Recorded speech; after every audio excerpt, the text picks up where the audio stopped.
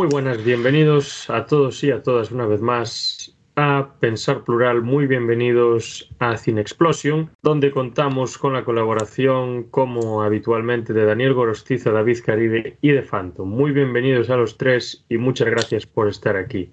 Hoy vamos a hablar de una película que generó escuela, y no solo generó escuela en el sentido de que se replicó casi innumerables veces y se seguirá replicando en diferentes países, sino que creo que también creó una especie de género del que ahora no me acuerdo exactamente el nombre, pero seguro que Daniel en un momento nos lo puede recordar, y que esta película ya tiene, creo que 60 años o incluso más, o 65, una cosa así. Del 54, o sea, el 54, o sea, 54 tiene 70. 70 años ya tiene esta película, pero, ojo, 70 años, pero yo la película pues la acabé de ver ayer. Nunca la había visto antes, muy mal. Una decisión errónea, porque tenía una imagen de lo que era la criatura pues completamente deteriorada, y tenía una imagen de lo que podía ser la película completamente deformada, y entonces no le di una oportunidad, no le había dado una oportunidad antes. Se la di estos días porque David nos la eligió y la verdad que me pareció genial. O sea, lo que quería decir es que me parece que todo lo que la película presenta es muy de actualidad. ¿Cuál es la película? La película es Godzilla, aquí se tituló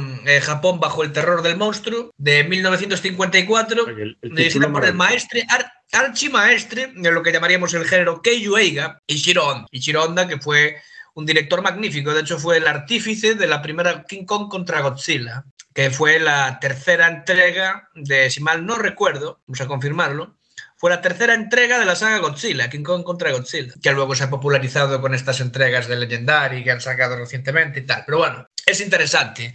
Me ha resultado muy curioso eso que decía Rubén sobre que tenías la imagen distorsionada del monstruo. Yo lo puedo entender, porque, a ver, sí que es verdad que los frikis tenemos claro que esta película es japonesa. No, pero muchos conocieron a Godzilla con la película de Roland Emmerich del año 1998, que no tiene nada que ver con esto. Y ese es el rollo. A posteriori han hecho pues, ciertas revisiones que más se han aproximado a lo que es el Keiju Eiga y a todos los monstruos del Keiju Eiga, como son la saga reciente de Godzilla y King Kong, el Monsterverse.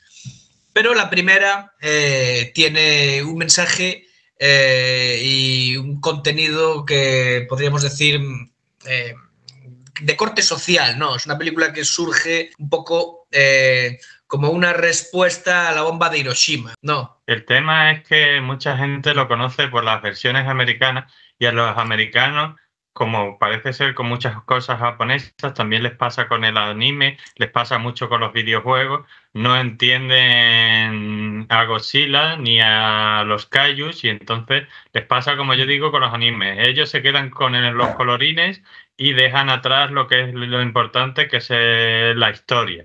Pues con esto le pasa, porque yo he visto bastante de Godzilla japonesas, no sé si todos, y he visto algunas de las americanas, y las americanas no me gustan nada, porque son películas de desastre con un monstruo sin mensajes de ninguno, ese hombre que se ha peleado con la hija y tal y cual. Sí, bueno, Caribe, me puede sacar mensajes, pero no tiene la profundidad ni mucho menos que cualquiera de... Es verdad, lo que dices es verdad.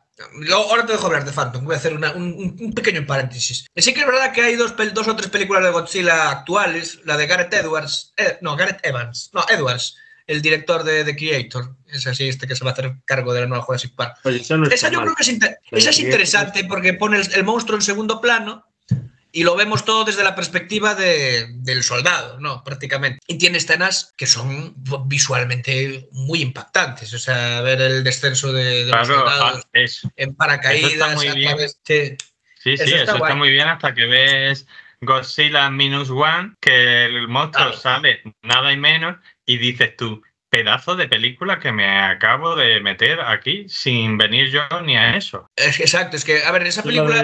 Esa fue la que ganó el Oscar. Sí, la que ganó el Oscar a Mejores Efectos Especiales y con un presupuesto, bueno, mejor no decir ni qué presupuesto tenía. Yo creo que era menos de 15 millones. ¿Es americana o es japonesa? Esa última. Es japonesa, es la última que sacaron. Vale. Godzilla Minus One. Y curiosamente, Minus One está muy relacionada con la primera película, ¿sabes? Es como cerrar un círculo, ¿no? Se desarrolla un poco también a partir de esas premisas, de eso que quedó, de esos residuos de la Segunda Guerra Mundial. Y evidentemente el ataque traumático que sufrió Japón y Hiroshima y Nagasaki.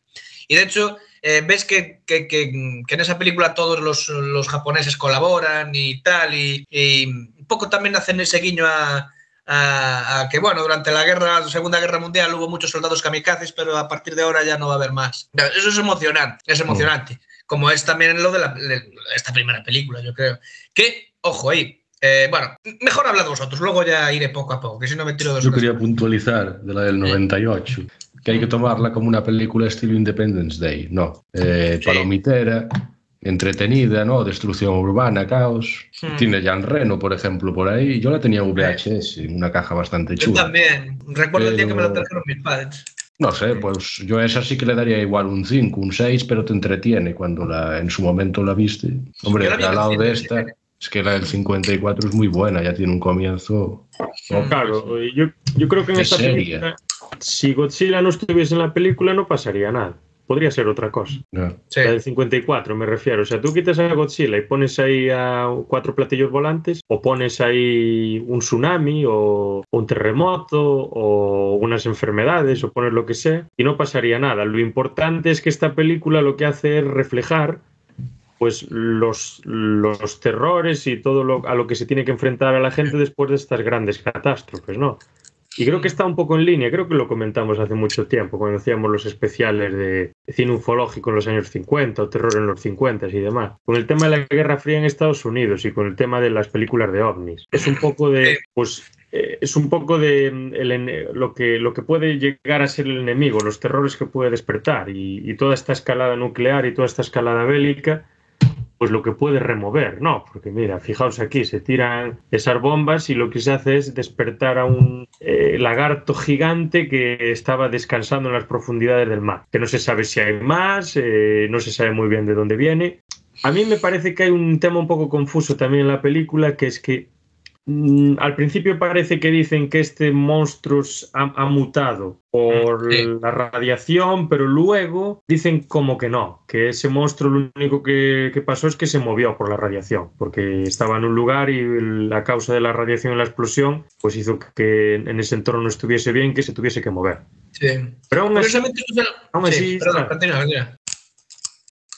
no, eso sí, que aún así que me parece que toda la dialéctica que hay detrás, todos los diálogos, toda la charla que se introduce para afrontar este problema, que parece muy interesante. Y a mí también me pareció que la película sigue teniendo mucha relevancia hoy en día por el tema que se trata, ¿no? Tema nuclear, hoy tan de moda, ¿no? Sí. Entonces, desde que Vladimir ha enarbolado su miembro nuclear, se ha vuelto a poner de moda. Quizá tengamos una nueva revisión de Godzilla en los próximos años. Yo quería aprovechar, ya que estamos, por si alguien no se ha visto la película, que el señor de Phantom nos haga, si es capaz, una de sus famosas sinopsis, que yo creo que ya nuestros fans, si es que tenemos alguno, esperan. El resumen es sencillo. Tenemos un barco, ¿no?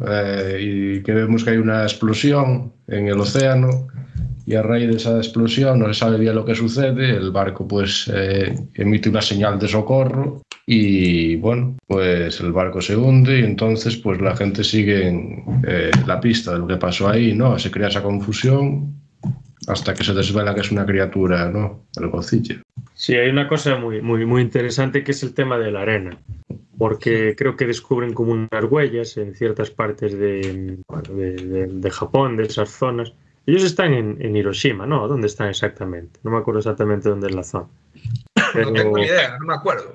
Empieza por una isla por ahí, y luego acaban yendo a Tokio, pero bueno, podía ser enfrente de Hiroshima hay islas, o sea que podía ser cualquiera de esas. Pues sí, empiezan analizando las huellas y empiezan con el tema. Pues esta arena tiene, no sé si es hidrógeno, restos de radiación, esto y lo otro tal, y es imposible que la arena sea propia de aquí, sino que tiene que ser de X profundidad en el mar. Eso es un elemento muy interesante que le aporta un grado de cientificidad grande. Obviamente es una película de ciencia ficción, yo diría ciencia ficción, ya no fantasía, porque hay monstruos tan grandes como estos en el mar. Uno es la ballena azul, que creo que mide casi 40 metros, este medía 45, si mal no recuerdo.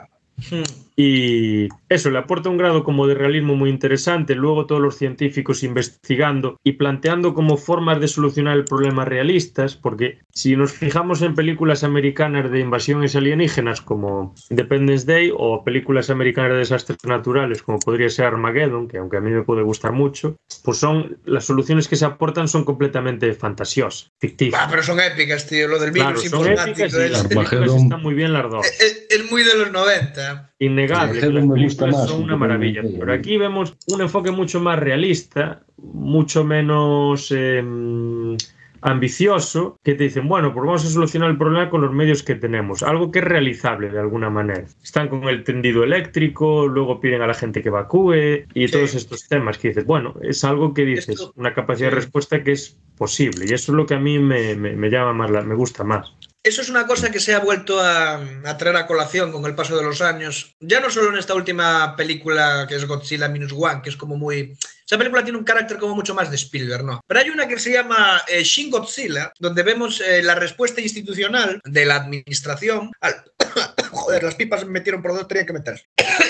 Disculpad. Sí, es una crítica al funcionariado japonés y a la forma de gobierno. Efectivamente, pero al final, bueno, o sea, digamos que se ve todo el procedimiento. No, los burócratas debatiendo y tal. Es increíble porque a lo largo de la historia de Godzilla, muchas de las películas han sido Godzilla versus King Ghidorah, Godzilla versus Mothra, Godzilla versus Rodan. Y al final, Godzilla contra Mechagodzilla. Y al final, ¿tiene alguna contra la tortuga? La administración marca un punto categórico, tío, en la saga Godzilla. Que por cierto, y esto es otro paréntesis, una curiosidad, es el primer universo cinematográfico que existe, el de Godzilla, si mal no recuerdo, porque luego se incluirán King Kong, Mothra, Rodan, Destoroyah, que ese es un monstruo absolutamente épico, o sea, una de las mejores películas de Godzilla, el hijo de Godzilla, el hijo adoptivo de Godzilla, también extraterrestres. Hay una película en la que el Godzilla japonés mata al Godzilla americano, del Velociraptor del 98, que se llama Godzilla Final Wars. O sea, es una saga llena de locura, llena de bizarrismo y casi lisérgica en los 90, sobre todo cuando se enfrenta a Hedorah, la burbuja tóxica. O sea, pero respondiendo a tu pregunta, no, Rubén, la tortuga la sacó la competencia para, digamos, tener un competidor con Godzilla, dado que tenía mucho éxito el personaje. Pero yo quería comentar una cosa que habíais hablado antes, pero no sé ahora bien quién lo ha dicho, creo que Rubén puede ser. El tema del realismo llega hasta el punto, hasta cierta forma. Hay que pensar que estamos hablando de una película de una criatura gigante que destruye Tokio. En el hecho de todo el dilema, que es una de las partes que más me gusta de la película, que tiene uno de los científicos, el del parche en el ojo, porque él tiene en sus manos una cosa que podría matar a Godzilla, pero no quiere sacarla porque sabe que eso puede producir bien en un principio, pero a lo mejor produce mal, porque yo creo que hasta lo dice, lo de siempre se encontrará alguna forma de poder usar esto, y si yo saco esto, como que otros van a sacar algo más poderoso, que al final es un poco la verdad. O sea, esta es la arma que acabará todas las guerras. Nunca, siempre viene otra arma que acabará todas las guerras. Es el viejo Oppenheimer. Exactamente, es un poco un paralelismo con el tema de la bomba de hidrógeno. El tema de que se aprovechó de todos los desarrollos en física nuclear, física cuántica y todas estas historias. ¿Y para qué? Pues para crear una bomba. Claro, quien está metido en la creación de la bomba, por una parte dice, esto es una manera de saber a dónde puede llegar la ciencia, pero por otra parte tienes esa especie de obligación moral de intentar no hacer daño a la gente. Y dices tú, bueno, estoy creando esta bomba, pero ¿esta bomba para qué se va a utilizar? O sea, ¿voy a crear una bomba para tenerla en un museo? No, esta bomba se está creando para tirarla. Bueno, luego cada uno tenía sus motivos para estar metidos en la confección de la bomba y demás, pero bueno, eso es otra cosa. Pero realmente había muchos que estaban convencidos. Realmente ellos no muchos científicos no estaban ayudando a confeccionar la bomba. Algunos sí obligados, porque si no los tildaban de comunistas y los metían en la cárcel. Pero algunos estaban en el proyecto únicamente porque querían satisfacer su ambición o su afán de conocimiento. Eran apasionados, sí. Claro, a ver si somos capaces de eso. Y aquí pasa un poco también en la película, porque hay unos ciertos momentos, aparte de lo que dijo Daniel, que es un poco el tema de los límites, de a dónde tiene que aplicarse la ciencia y demás, que hay un científico concreto, que creo que es el más joven, que se resigna y que está completamente deprimido porque dice, no, es que si hacemos esto, Godzilla se va a morir y no sabemos si hay otros como él, y entonces no vamos a poder estudiarlo, no vamos a poder saber nada de él. Entonces no podemos matar a Godzilla, o sea, tenemos que intentar dejar que Godzilla quede vivo para seguir estudiándolo porque es un ser fascinante y satisface nuestro afán de conocimiento, de comprender dónde estamos. Pero por otra parte tienes el planteamiento de otro tipo de gente que dice, hostia, a Godzilla hay que sacarlo de en medio porque mira lo que está haciendo. Podéis ver la imagen. Es una ambigüedad. Se está reventando con todo. Ese era el padre, era el padre, el científico mayor, por cierto, Takashi Shimura, un habitual de Kurosawa. Sí, muy bueno. Quiero haceros una pregunta. ¿Qué opináis de los efectos especiales? Eso se lo iba a preguntar yo a Phantom, que me comentó. Llaman la atención desde el minuto 1, ¿no? Es lo primero que me fijé yo. Ya para empezar, la tensión esa que tiene con los tambores, que va increciendo. Esos efectos es que han envejecido bien. O sea, hoy en día dan el pego perfectamente. Y es una película del 54, obviamente, pero yo creo que son pioneros en ese sentido, ¿no? ¿Cómo hicieron al monstruo? ¿Con un muñeco? Gente disfrazada, estaban todos disfrazados. Pero era una persona disfrazada. Era una persona disfrazada y destruía las ciudades que eran ciudades en miniatura. Eran maquetas, sí. A mí eran maquetas. Y cuando tú ves el fuego y tal, está ardiendo, pero no Tokio, lo que están quemando las maquetas y tal y cual. Claro, es que eso es lo que más me molaba a mí de este tipo de pelis, que yo me vi, igual me vi más de 100 películas. Claro, eso... Sí, y es lo que más me molaba. Eso está bien porque es realista, en el sentido de que estás imitando la realidad en miniatura, no estás haciendo efectos especiales. Es que realmente no son ni efectos especiales, casi. Bueno, no, es un juego de cámaras. Son disfraces. Más películas. En yo, por ejemplo, me acuerdo de verlo subiendo ciertas colinas y haciendo demasiadas cosas, y me estás diciendo que eso también era un tío disfrazado. Sí. Es que eso es una maravilla, porque da el pego, como dice Phantom perfectamente. Sí. Obviamente ves la película y dices, vale, es una película de los 50, pero es muy inteligente lo que hicieron, entonces está muy bien conseguido. El nacimiento del Godzilla cuando sale del mar, creo que es una escena muy impactante a día de hoy, ¿no? Wow, es increíble, tío. O sea, impresionante. Y luego la destrucción de la ciudad. De música. Wow. La música. Es impresionante. Tenía la pega del doblaje en castellano, me chirriaba muchísimo. No sé si, claro, habría que verla en inglés. Yo vi la mitad en japonés, la mitad en castellano. El tema del muñeco también se debe un poco... del muñeco, del tío disfrazado. Ellos querían hacer un muñeco como los que hicieron en King Kong, que están muy bien hechos y tal, pero al parecer, según yo he leído, se gastaron casi todo el presupuesto en hacer las maquetas de la ciudad de Tokio y tal y cual, que dijeron, no podemos, vamos a disfrazar a un señor que nos sale más barato que hacer un muñeco ahí en plan stop motion y todo ese rollo, y que él vaya haciendo las cosas y que destruya y tal. Entonces... hoy en día esta película, las posteriores a lo mejor no se clasificaría casi, diría yo, hasta de cine independiente. Sí, yo creo que sí.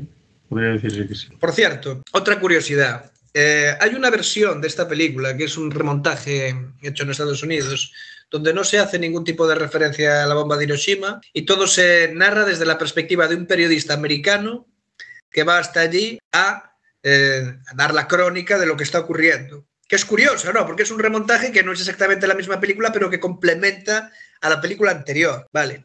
Ese es muy curioso. También hay otro montaje italiano que recoge escenas de ambos cortes y hace un corte único. Y es algo muy, muy curioso. Le recomiendo. Esa versión en concreto se llama Godzilla, la versión americana, Godzilla King of the Monsters, el rey de los monstruos. Sí, pero los americanos, una versión en la que ellos no tengan culpa de nada, claro. Exacto. También hay, por ejemplo, en el cine de alienígenas se ha usado mucho la imagen de los lagartos. Es que también engarza... en V, por ejemplo, en la serie, y luego en muchas películas, pues los alienígenas que invaden la Tierra o que tienen algo que ver con la Tierra son lagartos. Obviamente, a ver, las influencias de esto pues hay que retrotraerse bastante más, porque creo que ya en ciertas tablillas sumerias y demás ya tenemos representaciones de lagartos antropomorfos y demás. Pero yo creo que lo que es en el cine, lo que quizá pone de moda estas figuras de esos lagartos antropomorfos es esta película totalmente. Y creo que muchas, sobre todo de películas de ovnis y de extraterrestres y demás, son deudoras de esto. Sí, vamos a ver, es que Godzilla, a lo largo de su historia, también engarza con el cine de ovnis. Por ejemplo, Ghidorah, vamos a ver, el dragón de 3 cabezas, Ghidorah. Esa tiene un origen espacial. Los monstruos invaden la Tierra, también tiene un origen espacial. Luego hay como una especie de invasores del planeta X, que son también unos enemigos muy míticos de Godzilla, que van en su nave nodriza y todo lo demás. O sea que bueno, al final todo está un poco en la película. Vamos a ver si puedo localizar aquí, alguna historia. Bueno, había otra película que se llama Invasión Extraterrestre, si mal no recuerdo, que metía a todos los monstruos del Atojo en una sola película bajo la excusa de la invasión extraterrestre. Me acuerdo de una película... Sí, aquí está, Invasión Extraterrestre. Sí, una cosa así, del año 2010 o una cosa por ahí, que era existía una invasión alienígena y todos los que invadían eran lagartos antropomorfos, como Godzilla, pero... Era la de Rihanna, ¿no? Puede ser, que al final la forma de acabar con ellos creo que era con la luz o una cosa así. Eran fotosensibles y si les daba la luz directamente en los ojos se desmoronaba. Creo que era una cosa así. Llevaban como unas gafas de sol, una cosa rara. Y lo descubrían a través de un tipo que decía que su iguana le molestaba mucho la luz. Sí, también luego estaría la mítica serie de los 80 V, que eran lagartos, digamos, que se hacían pasar por humanos. Sí, hay un poco de eso. Y sí puede ser que venga esto de Godzilla. De todas formas, Godzilla al final no deja de ser y yo creo que incluso lo presentan en la película así, un dinosaurio raro, un lagarto mutado o algo así. Y esa parte yo creo que atrapa mucho al público, sobre todo al público de ciertas edades. Bueno, de todas las edades, porque aquí no le gustan lagartos gigantes. Pero aparte, lo interesante de esta película y de otras de la saga, pero en concreto esta, es que no solo se queda ahí. Si esto hubiera sido... sin ofender, una película americana básicamente se habría quedado ahí y quizá algo más, pero deciden hablar de cosas como los peligros de la radioactividad, los límites de la ciencia. O sea, esa es la gracia de Godzilla y de este tipo de películas, que se puede hablar de cosas. Te había hablado también de Minus One y de Shin Godzilla. Se puede criticar a la administración y ver una película de monstruos. Se puede hacer una película sobre el duelo y es una película de monstruos. Que una cosa no quita la otra. Es curioso eso que dices, lo de que, claro, los límites de la ciencia y todo lo demás. Yo creo que sin estas películas no hubiera existido otras como Parque Jurásico, por ejemplo. De hecho, en la segunda peli de Parque Jurásico hay un guiño claro a Godzilla, cuando el T-Rex llega a la ciudad al estilo de los World. En la 2, ¿no? Sí, en la 2, que ves ahí a los japoneses mirando hacia arriba y ¡oh, Godzilla, Godzilla!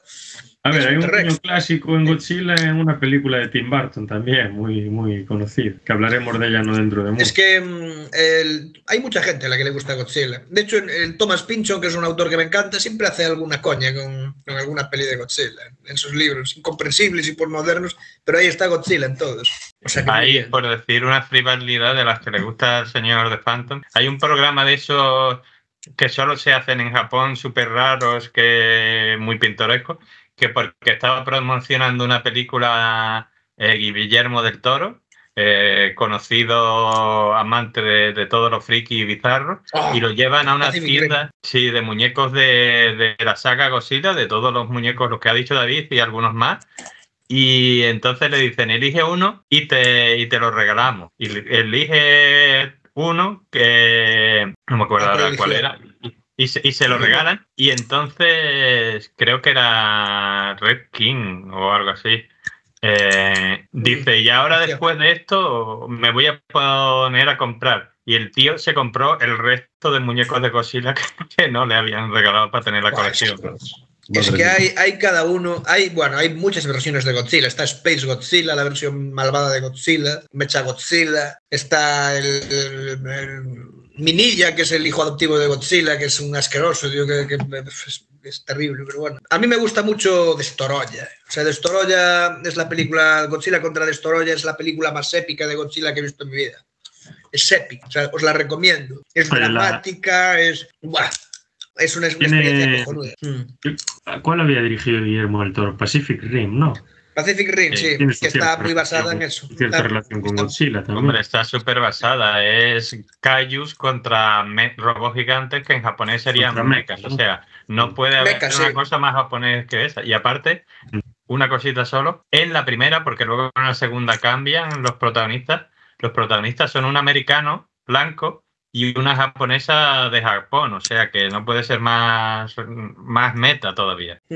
Y en Pacific Rim, en los créditos hay un agradecimiento a Ishiro Honda, el director de Godzilla, porque es el que, digamos, que creó todo este género Kaiju en el que él se basó para rodar Pacific Rim. O sea, hay mucho amor por este género.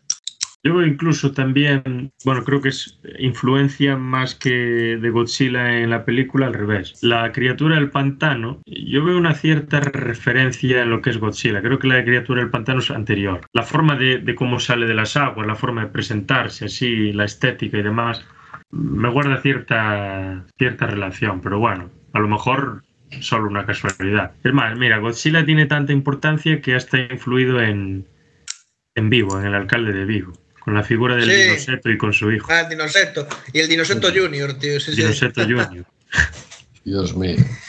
Menudo jefe, el Abel Caballero, chaval. Pero sí es una forma...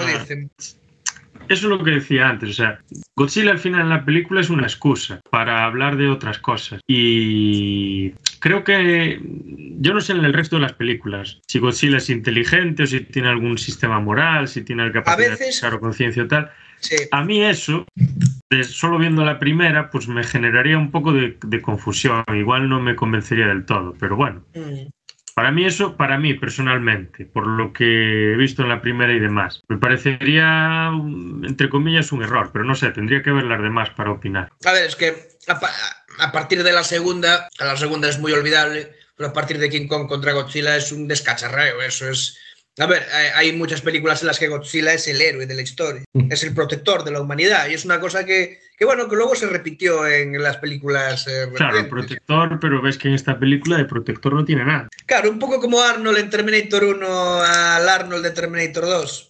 Que pasó de ser el villano a ser el héroe. Sí, pero eso es como dice un amigo mío de broma, eso lo hace Godzilla porque dice Tokio es mío y lo destruyo cuando quiero. Tú no tienes derecho de destruir Tokio. Exacto. Muy bien. Sí, podría ser un poco así, la verdad. Pues ¿qué valoraciones finales le podemos dar a esta película? Yo le voy a dar una nota alta.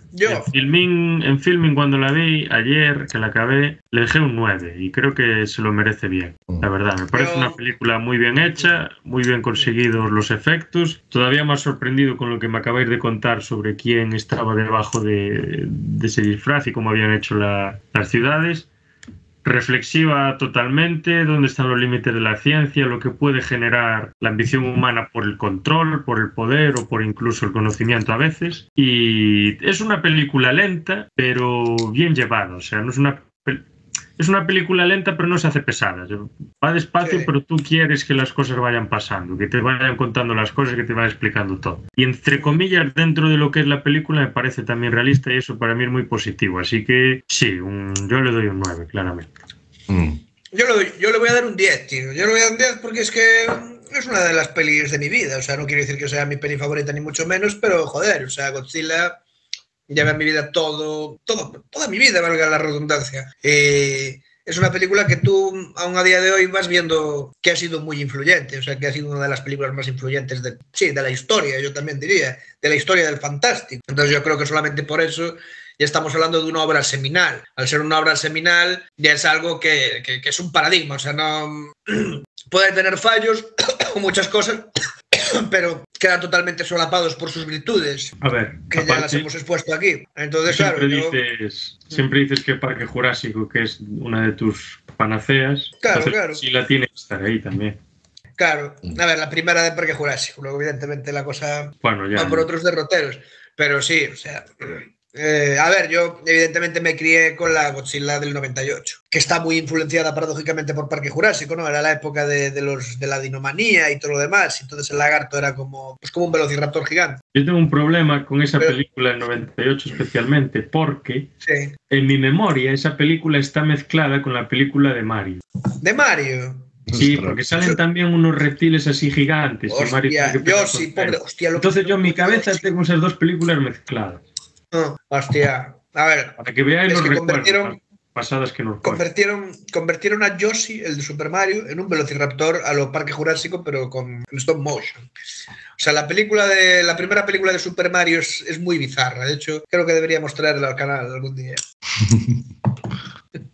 Bueno, pues yo le voy a poner un 9 como el señor Rubén, porque es un clásico, porque entretiene y a la vez pues te hace pensar, que eso está muy bien y que demuestra que este tipo de películas pueden tener profundidad, pueden no tenerla y está fantástico y es entretenido y tal y cual, pero si la tienen mejor. Y luego además ya aprovecho para decir que esta película está en mi top de 3 películas de Godzilla, que serían esta, Shin Godzilla y Godzilla Minus One, que serían mis 3 favoritas. Pues por todas estas razones, pues yo le pongo un 9, porque creo que lo merece y que es un clásico que merece, si no lo has visto, verla y descubrir por qué esto ha durado, este fenómeno 70 años. Tiene que tener algo para durar tanto tiempo. Pues muchas de las razones están en esta primera película.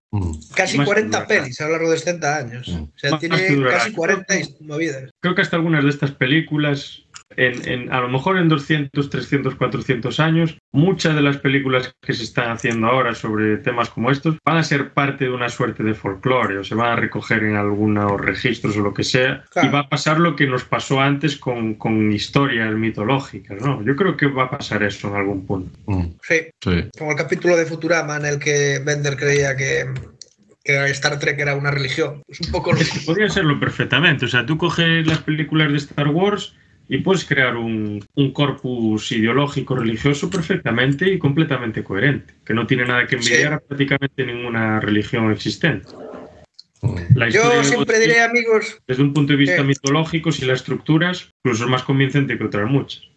Y más entretenida que el diluvio, por ejemplo. Yo siempre diré, amigos, que el cine es mi religión. O sea, porque al final, ¿cuál es la función de la religión? Enseñarte. ¿Enseñarte a qué? A vivir. Bueno, para mí el cine... Puede ser enseñarte, orientarte, o si se usa con ciertos fines, puede ser controlar. Una función, que tenga una función. No quiero cortaros aquí en vuestro debate, que es muy interesante, pero nos falta aquí la puntuación del señor Phantom, que yo no me quiero ir a casa sin saber qué nota le pone. Y si le voy a dar la nota más baja de los 4, un 8, que tampoco está bajo. Está bien. Te voy a desconectar de la ha quedado con una buena media al final. No, pero 8 está bien. Tiene un 9 de media, o sea... Tiene el mensaje de que la naturaleza es una fuerza imparable, ¿no? Detrás, de que poco puede hacer el ser humano, ¿no? Salvo que se le puede descontrolar, como se vio con la bomba atómica y tal. Luego también el mensaje de la esperanza, de la reconstrucción, ¿no? Que vivió Japón después. Y sobre todo la importancia de la ciencia, ¿no? Jugar a ser Dios. Y también porque esta película sirvió para películas posteriores, ¿no? Para dejar ese legado de todos los monstruos, ¿no? Que surgieron a raíz de Godzilla. Tiene un guión serio, película buena, un 8. No está nada mal. Godzilla, se queda con un 9 de media. La palabra Godzilla tiene algún significado, porque God significa Dios y Zilla significará lagarto. Pero en japonés se dice Gojira, pero sí tiene un significado por ahí. Yo lo que pasa es que no me acuerdo...